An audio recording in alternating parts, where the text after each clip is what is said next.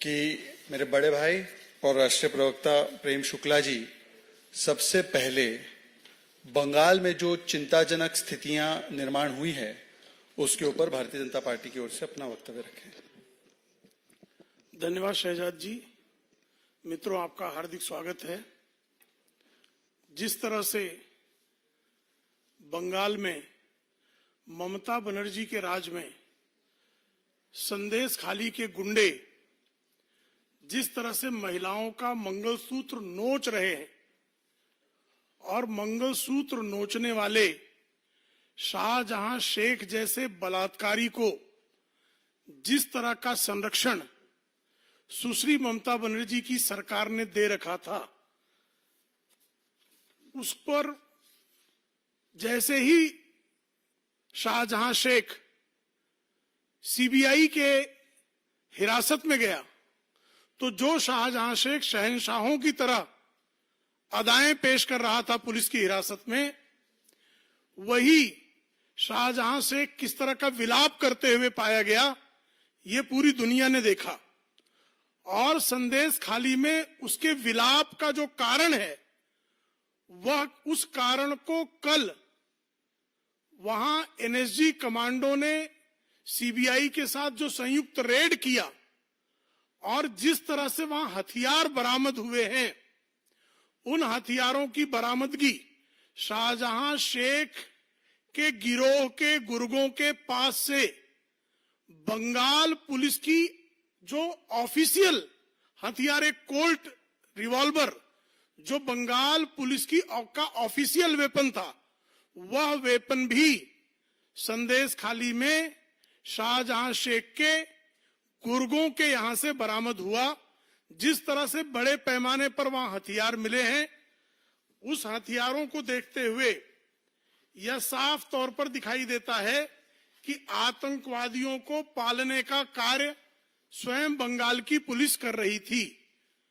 और संदेश खाली के मामले में सीबीआई की जांच को रोकने के लिए सुश्री ममता बनर्जी की सरकार जिस तरह से सुप्रीम कोर्ट जाती है, और जब वो सुप्रीम कोर्ट जा रही है उसी के समानांतर एनएसजी को जिस तरह से हथियारों का जखीरा बरामद होता है, और हथियारों का जखीरा बरामद होने के बाद भी जिस तरह से बंगाल की सरकार आतंकवादियों के साथ खड़ी होते हुए नजर आती है, वह साफ संदेश दे रहा है कि किस तरह से अराजकता के मुहाने पर बंगाल बैठा हुआ है। और स्वयं ममता बनर्जी मुख्यमंत्री के रूप में भी आतंकवादियों, उनकी ममता जो है बलात्कारियों के साथ है, लेकिन उनकी ममता वो सीबीआई के बारे में निर्मम हो जाती है। उनकी ममता जो है वो साफ तौर पर आतंकवादियों के साथ है, लेकिन जैसे ही एनआईए आतंकवादियों पर रेड करती है तो उनकी निर्ममता प्रकट होती है।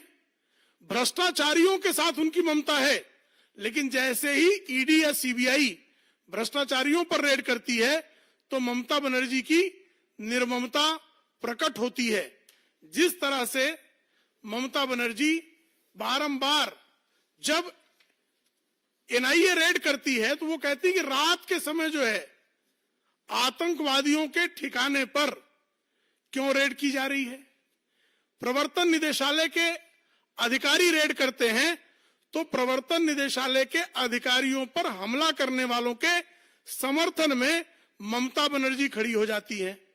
सीबीआई के अधिकारी रेड करते हैं और करोड़ों करोड़ रुपए नकदी बरामद होती है, भ्रष्टाचारी के समर्थन में ममता बनर्जी खड़ी हो जाती हैं, लेकिन सीबीआई के समर्थन में एक वाक्य बोलने का वह कार्य नहीं करती हैं।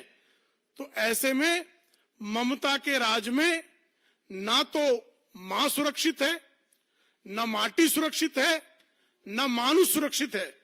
वहां पर सुरक्षित है तो शाहजहां शेख जैसा बलात्कारी सुरक्षित है, वहां सुरक्षित है तो आतंकवादी सुरक्षित है, वहां सुरक्षित है तो ईडी पर हमला करने वाले गुंडे सुरक्षित हैं। तो ऐसी जो सुरक्षा का कवच बारंबार ममता बनर्जी के यहां से मिल रहा है। आज आवश्यकता है कि ममता बनर्जी यह इस बात का उत्तर दें कि जो एनएसजी के कमांडो ने जिस तरह से वहां हथियारों की बरामदगी की है, इन हथियारों की बरामदगी के बाद क्या उनको सीबीआई की जांच रोकने का, कोई सुप्रीम कोर्ट में जाने का किसी भी प्रकार का कोई नैतिक अधिकार है क्या? क्या मुख्यमंत्री के रूप में वह इस तरह के हथियारों को उनकी पुलिस प्रश्रय देने का काम कर रही है? क्या उनकी पुलिस ने राजनीतिक निर्देश पर शाहजहां शेख के गुर्गों को उन्होंने बंगाल पुलिस की आधिकारिक हथियार सौंपे हैं क्या? जिस बंगाल में नेताजी सुभाष चंद्र बोस का शौर्य जो है प्रदर्शित होता था, जिस बंगाल में गुरु रविंद्र की जी का संगीत जो है लोगों के कानों में गूंजता था, जिस बंगाल में अरविंदो घोष का दर्शन जो है लोग जानते थे, जिस बंगाल से स्वामी विवेकानंद जी ने विश्व को संदेश दिया, आज वहां बमों और बारूदों की गूंज सुनाई दे रही है। और उस गूंज को सुनने के बाद भी जिस तरह से ममता बनर्जी बलात्कारियों को, भ्रष्टाचारियों को, आतंकवादियों को प्रश्रय दे रही हैं, यह आप निश्चित समझे कि चरण दर चरण 2 चरणों के जो मतदान हुए हैं, जिस तरह से बढ़ चढ़कर वहां की जनता मतदान कर रही है, वह स्पष्ट है कि 4 जून 2024 को जनता तो अपना जो है जनादेश वो स्पष्ट तौर पर सुना देगी। लेकिन इंडी अलायंस के उनके साथियों से भी एक सवाल बनता है कि इंडी अलायंस के जो साथी छोटे छोटे मुद्दों पर भी टिप्पणी करते हैं, ट्वीट करते हैं, संदेश खाली के लोग, बंगाल के लोग और इस देश के न्यायप्रिय जनता यह पूछना चाहती है कि संदेश खाली का क्या संदेश ममता की निर्ममता पर क्यों चुप है? राहुल, स्टालिन, उद्धव और अखिलेश, यह सवाल इस देश की जनता का है, बंगाल की जनता का है, भद्रलोक का सवाल है। इसका उत्तर पूरे इंडी अलायंस को देने की आवश्यकता है। धन्यवाद। शहजाद जी। बहुत बहुत धन्यवाद प्रेम जी। और जिस प्रकार से आपने कहा संदेश खाली का संदेश क्या है, यहां पर तो स्वयं हाईकोर्ट दिल्ली की सरकार को अनेकों संदेश दे रहा है, वो भी लिखित में। परंतु जैसे आपने बताया कि बंगाल में न मां, न माटी, न मानुष सुरक्षित है, सुरक्षित केवल शाहजहां है, तो दिल्ली में न लाखों बच्चे, न उनका भविष्य सुरक्षित है। सुरक्षित है तो केवल शराब घोटाले में जो लिप्त सरगना है, वो केवल कैसे सुरक्षित रखे जाए राजनीतिक रूप से, केवल इसी की चेष्टा है। और अब मैं इसी विषय पर आपके सामने कुछ बातें रखना चाहता हूं। मित्रों, इसी रामलीला मैदान में हमने दिल्ली के देखा था कि कुछ लोग सियासत बदलने आए थे, परंतु यही रामलीला मैदान में बदलते हुए और सियासी रूप से अपना धर्मांतरण करते हुए कुछ लोगों का चेहरा हमने आज ही देखा है और लगातार देखा है। कैसे झाड़ू से दारू तक, स्वराज से शराब तक, अन्ना हजारे से लालू तक, इंडिया अगेंस्ट करप्शन से जिन्होंने शुरुआत की वो आज इंडी अलायंस ऑफ करप्शन तक पहुंच गए। और जो लोग नारा लगाते थे कि लालू को जेल भेजना है, सोनिया को जेल भेजना है, राहुल को जेल भेजना है, अखिलेश को जेल भेजना है, आज उन्हीं लालू, सोनिया, राहुल, अखिलेश के साथ खड़े होकर कहते हैं कि हमें जेल भेज दिया तब भी हम सरकार जेल से ही चलाएंगे। ये जो सियासी धर्मांतरण हुआ है, इस पर केवल भारतीय जनता पार्टी नहीं बल्कि आज दिल्ली की हाईकोर्ट भी मुहर लगा रही है और कुछ कड़े और कठिन सवाल दिल्ली की सरकार से पूछ रही है। मित्रों, आपने हमेशा सुना होगा कि जेल से गैंग गिरोह वगैरह चलता है। पाब्लो एस्कोबार के बारे में भी सुना होगा आपने कि कैसे नशा का कारोबार वो जेल में बैठे हुए चलाते थे। परंतु दिल्ली का ये दुर्भाग्य है कि दिल्ली में भी एक पाब्लो एस्कोबार बेशर्मी से और निर्लजता से, या यूं कहूं कि कट्टर बेशर्मी से किस प्रकार से सरकार तिहाड़ से चला रहे हैं। और उस पर जब संविधानिक कोर्ट कॉन्स्टिट्यूशनल कोर्ट केवल कोई टिप्पणी नहीं बल्कि अपनी सख्त आलोचना और अपनी फाइंडिंग दे रहे हैं, उसके बाद भी किस प्रकार से निर्लजता से कुछ लोग सत्ता की लालच में आज भी अपने पद पर बने हुए हैं, उसका भी आज हम लोग खुलासा करने वाले हैं। और जिसको ये लोग कहते हैं कि ये दुनिया का वर्ल्ड क्लास एजुकेशन मॉडल है जो दिल्ली में चल रहा है, उसकी हकीकत और हालत क्या है, उसके बारे में भी दिल्ली हाईकोर्ट ने कुछ सख्त टिप्पणियां एवं फाइंडिंग्स दी है, वो मैं आपके सामने पेश करना चाहता हूं। क्योंकि इसी से पता चलता है कि कितना सियासी धर्मांतरण हुआ है उन लोगों का जो बच्चों की सौगंध खाते थे और कहते थे कि हम 2 कमरे के मकान में रहेंगे।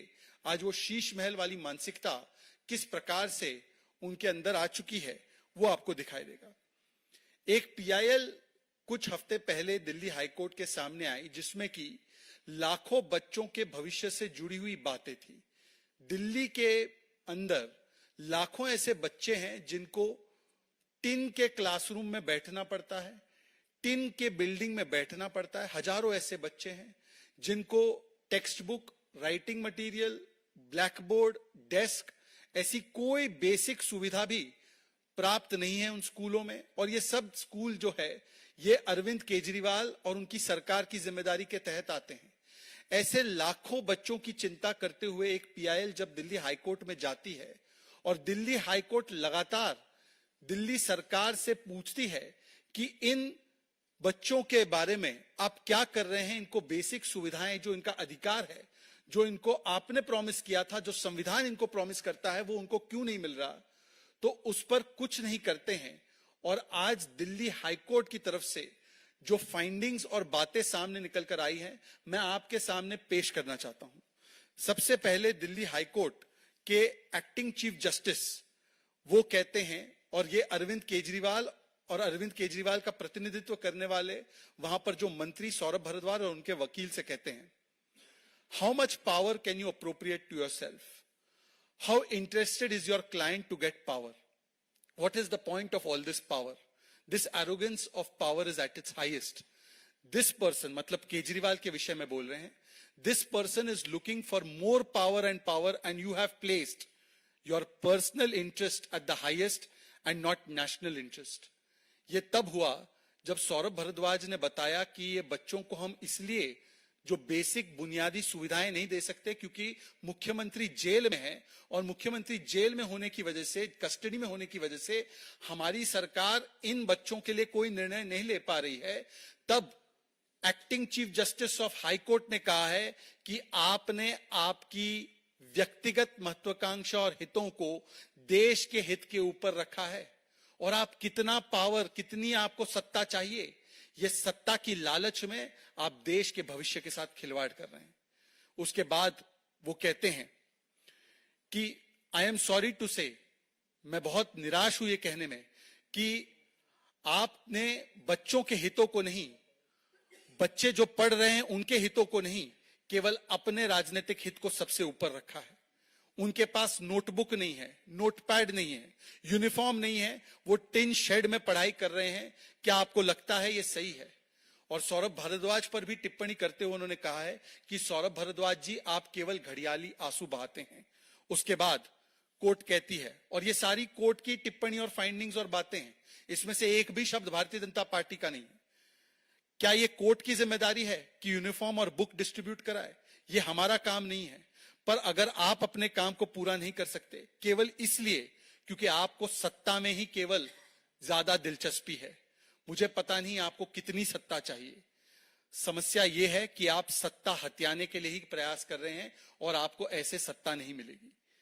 फिर वो कहते हैं कि या तो आपके यहां पर कोई इंस्ट्रक्शन देने वाला जो है उसके पास हृदय नहीं है, या आंखें नहीं है, या आंखें और हृदय हैं परंतु उसके बावजूद भी वो वस्तु स्थिति को देखना नहीं चाहता कि किस प्रकार से बच्चों की यहां पर स्थिति बनी हुई है।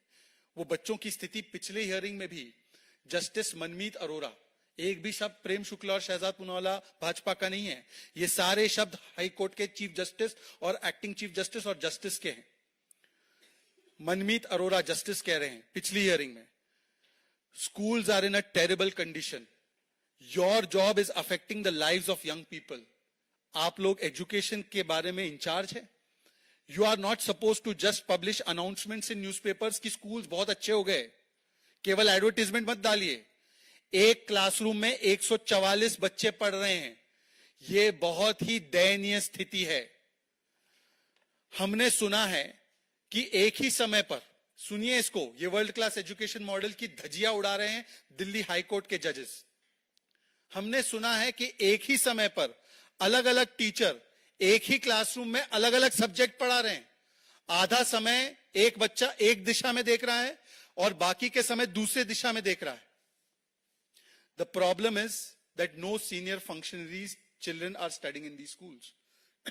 कोई भी वरिष्ठ नेता मंत्री के बच्चे इस स्कूल में पढ़ नहीं रहे, इसीलिए आपको पता नहीं है कि जिस स्कूल को आप वर्ल्ड क्लास बोल रहे हैं इसकी हकीकत और हालात क्या है। वैसे भी यदि आप जुडिशियल कस्टडी में जेल के भीतर होंगे तो वहां पर आपको कैसे पता चलेगा कि इन बच्चों के साथ क्या बीत रही है। इसके अलावा ये केवल आजकल की नहीं, मैं आपको केवल 2-3 और टिप्पणी बताना चाहता हूं जो कोर्ट ने अरविंद केजरीवाल जी के जेल जाने से पहले की है, ताकि आपको पता चले कि जिसको विज्ञापन के माध्यम से वर्ल्ड क्लास एजुकेशन मॉडल बता रहे थे उसकी हकीकत क्या है। यह जनवरी 2024 की टिप्पणी है, हाईकोर्ट की फाइंडिंग है। हाईकोर्ट कहता है कि लगभग यूनिफॉर्म और टेक्स्ट बुक्स 6 लाख बच्चों तक पहुंचे नहीं हैं, और उन्होंने कहा है कि जो लगभग 2,70,000 बच्चे हैं जो दिल्ली सरकार की स्कूल में पढ़ते हैं, उन तक बेसिक टेक्स्ट बुक्स, बेसिक जो उनको यूनिफॉर्म मिलने हैं वो नहीं मिले। ये जनवरी 2024 की है। दिसंबर 2023 की टिप्पणी है। 48 स्कूल है जो 24 बिल्डिंग में से चल रहे हैं। इस 24 बिल्डिंग में लगभग 1,30,000 स्टूडेंट्स पढ़ रहे हैं, और एक स्कूल में लगभग 3,000 बच्चे एक साथ पढ़ते हैं। स्कूल के बारे में उन्होंने फिर आगे कहा है कि 2 साल से 358 क्लासरूम हैं अलग अलग इलाकों में, जिसका फाइनल काम पीडब्ल्यूडी ने किया नहीं है, जिसकी वजह से उन क्लासरूम्स का इस्तेमाल नहीं किया जा रहा है। और फिर कोर्ट ने कहा है कि क्या हो रहा है इन मामलों में, क्या आपके पास इतने भी पैसे नहीं है, क्या फाइनेंशियल इमरजेंसी लगी हुई है क्या। एक तरफ तो कहा जाता है कि दिल्ली सरकार सरप्लस में है, दिल्ली सरकार के पास बहुत पैसे हैं, अलग अलग चीजों के लिए उनके पास पैसे होते हैं, पर जब 16.5 करोड़ रुपए देकर पीडब्ल्यूडी को 358 क्लासरूम का काम कराना था तो उसके लिए पैसे नहीं थे, और दिल्ली हाईकोर्ट की उस पर टिप्पणी आई। उसके अलावा अप्रैल 2023 में डूटा एसोसिएशन, जो दिल्ली यूनिवर्सिटी टीचर्स एसोसिएशन है, उनको एक पीआईएल डालनी पड़ी कि हमारी सैलरी दी नहीं जा रही है। उसमें जस्टिस प्रसाद ने कहा दिल्ली सरकार से, your conduct is in complete defines in not paying salary to the teachers. They are forced to file litigation and then they are dragged to the Supreme Court, and this keeps going on and on. मतलब कि अपनी basic salary पाने के लिए जो teachers है उनको दिल्ली सरकार से सैलरी नहीं मिली तो उनको हाई कोर्ट और सुप्रीम कोर्ट तक जाना पड़ा। और इसके अलावा आपको याद होगा नवंबर 2022 में दिल्ली प्रदेश के कई सारे नेताओं ने, खास करके मनोज तिवारी जी और हमने एक विषय उठाया था कि किस प्रकार से क्लासरूम के कंस्ट्रक्शन में भी इन्होंने मोटा भ्रष्टाचार किया था, जहां पर क्लासरूम और टॉयलेट का अंतर इनको पता नहीं था, तो टॉयलेट को क्लासरूम बताकर उन्होंने क्लासरूम के 25-30 लाख रुपए लिए थे, और जिसकी inquiry DOV, department of vigilance, directorate of vigilance कर रहा था। इस पर लोकायुक्त की रिपोर्ट भी आई थी, इस पर भी कार्रवाई हुई थी और हाईकोर्ट तक भी यह मामला पहुंचा है।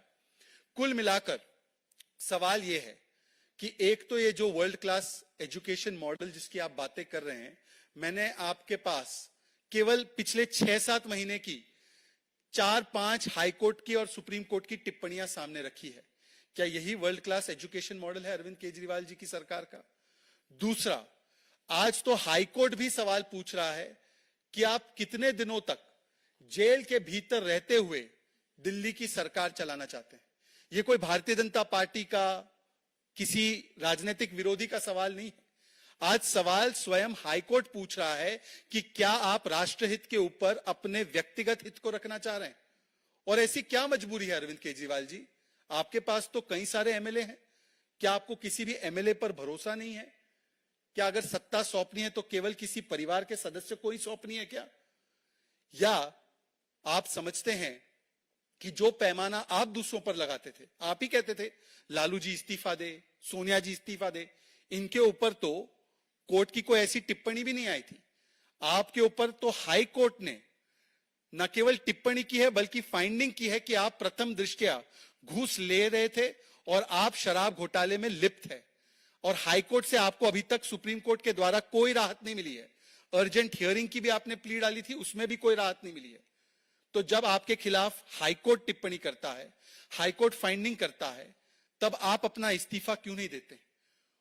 आपने मनीष सिसोदिया का इस्तीफा तो ले लिया, आपने सत्येंद्र जैन का भी इस्तीफा ले लिया, तो क्या उनका इस्तीफा लेना है पर अपना इस्तीफा अपने आप पर अपना ही सिद्धांत जो है लागू नहीं करना? आज सवाल सिर्फ यह बनता है कि आप ही ने जो नैतिक आधार स्थापित किया था, दूसरों का इस्तीफा केवल आरोप पे मांगते थे, आज तो हाई कोर्ट ने आपसे पूछा है एक तरह से कि आप इस्तीफा क्यों नहीं देते। तो आप बताइए कि कब तक आप दिल्ली वासियों के साथ ऐसा खिलवाड़ करते रहेंगे और कब तक तिहाड़ जेल से यह सरकार चलती रहेगी? इसका जवाब आपको हाई कोर्ट को देना है और इसका जवाब आपको आप तमाम आपके इंडिया अगेंस्ट करप्शन के कार्यकर्ताओं को देना है, जिनके सामने आपने ये सिद्धांत रखा था कि आरोप लगने पर इस्तीफा होना चाहिए। और आज इसी सियासी धर्मांतरण का मुझे लगता है सबसे बड़ा खुलासा दिल्ली के हाईकोर्ट ने किया है। परंतु कुछ लोग इतने निर्लज है कि आज भी वो अरविंद केजरीवाल का बचाव करते हैं और अनेकों प्रकार के विक्टिमहुड कार्ड खेलते हैं। अब विक्टिमहुड कार्ड नहीं, अब रिपोर्ट कार्ड दीजिए, स्कूल का भी, और अपने आप पर कार्रवाई कब करेंगे और कब इस्तीफा देंगे इसका भी। बहुत बहुत धन्यवाद। मित्रों, कुछ प्रश्न हो तो पूछ सकते हैं।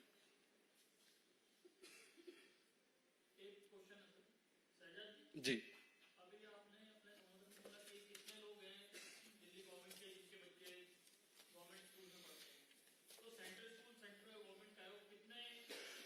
मैं आपको इसके बारे में, क्योंकि आपका बहुत ही अच्छा सवाल है, आप इस प्रेस वार्ता के बाद मेरे साथ 15 मिनट बैठिए, मैं आपको हर स्कूल में हर जगह पे कहां किसके बच्चे पढ़ते हैं उसका एक विस्तृत लिस्ट दे दूंगा। जी,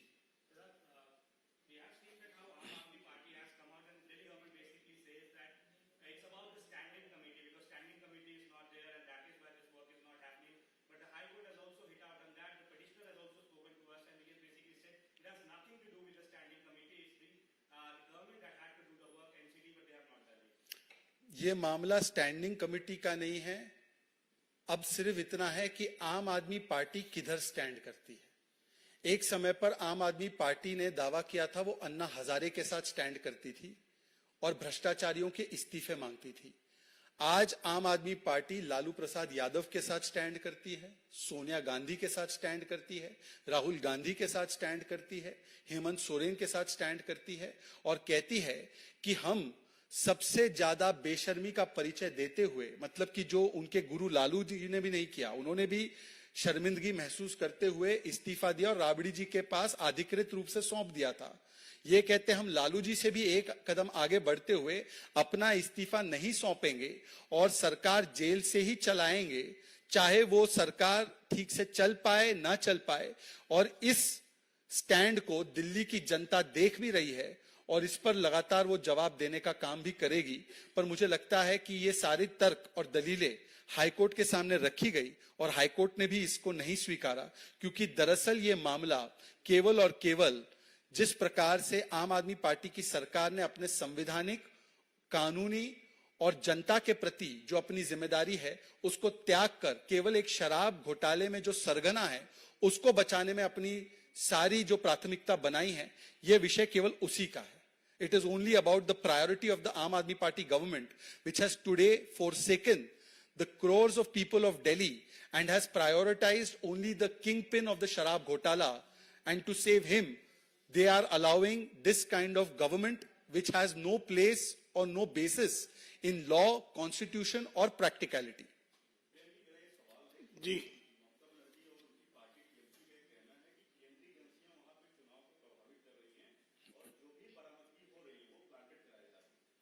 देखिए, साफ तौर पर दिखाई दे रहा है एनएसजी सीआरपीएफ पर आज तक इस तरह के आरोपों का कोई आधार नहीं रहा है। ये निराधार आरोप है।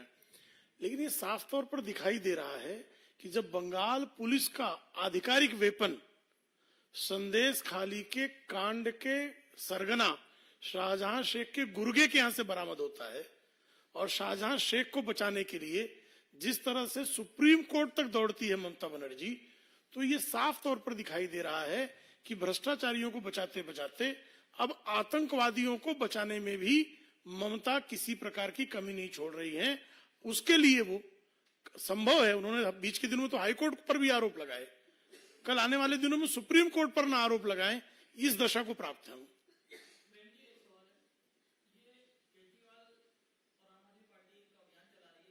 केजरीवाल पर शहजाद जी देंगे, जब है ना शहजाद जी उपस्थित। आप सवाल पूछिए, भाजपा का ही जवाब आ रहा है, आप बताइए सवाल पूछिए आपका।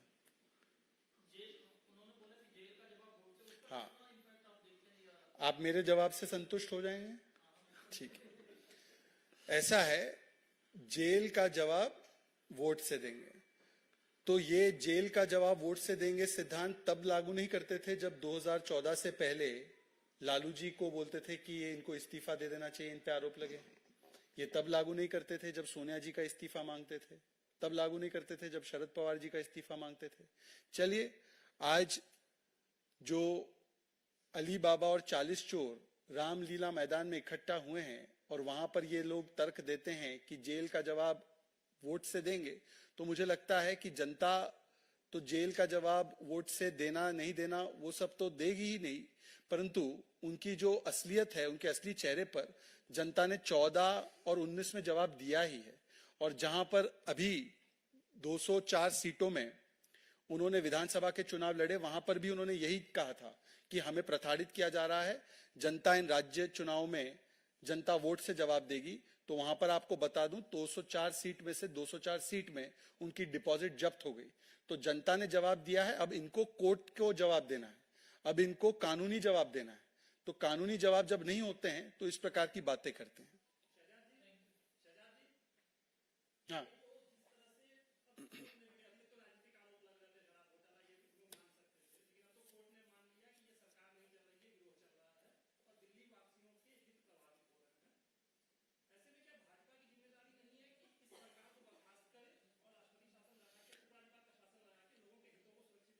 भारतीय जनता पार्टी की जिम्मेदारी एक राजनीतिक दल होने के नाते सार्वजनिक विषयों को सार्वजनिक पटल पर लाने की है और मुझे लगता है वो जिम्मेदारी हम पूरी तरह से निभा रहे हैं और इस जिम्मेदारी को हम सड़क से लेकर सदन तक हर जगह निभाएंगे। परंतु हाँ, आज सवाल निर्माण जो हुआ है वो कोर्ट की तरफ से सवाल निर्माण हुआ है, जिसका जवाब उन्हें कोर्ट को और संवैधानिक जो संस्थाएं उनको देना चाहिए।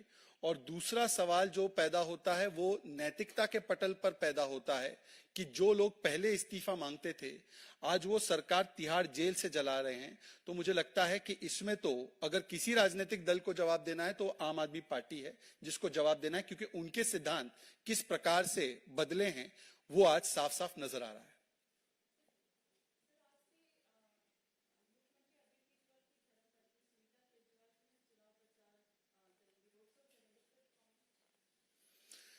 मुझे लगता है कि सुनीता जी का राजनीतिक अनुभव कितना है, वो कितने दिन पार्टी में रही हैं, कितने दिन उन्होंने राजनीतिक कार्य किया है, पर यदि वो नंबर 2 पर है स्टार प्रचारकों की लिस्ट में और जो बड़े अनुभवी पुराने कार्यकर्ता आम आदमी पार्टी के उस लिस्ट में अपनी जगह न पाए या उनका नंबर जो है स्टार प्रचारकों में कहीं नीचे दिखाई पड़ता है, तो मुझे लगता है ये सवाल जो आपने मुझसे पूछा है, ये सवाल दरअसल आपको उन पुराने आम आदमी पार्टी के कार्यकर्ताओं से पूछना चाहिए कि जिस व्यक्ति ने एक भी दिन पार्टी में नहीं बिताया, आज अरविंद केजरीवाल जी अपनी इनहेरिटेंस मतलब पॉलिटिकल इनहेरिटेंस और सरकार की इनहेरिटेंस यदि अपने परिवार को ही सौंपना चाह रहे हैं, तो क्या ये बातें वो रामलीला मैदान में 2011 में करते थे? वो तो उस समय पर परिवारवाद के सख्त खिलाफ बोलते थे।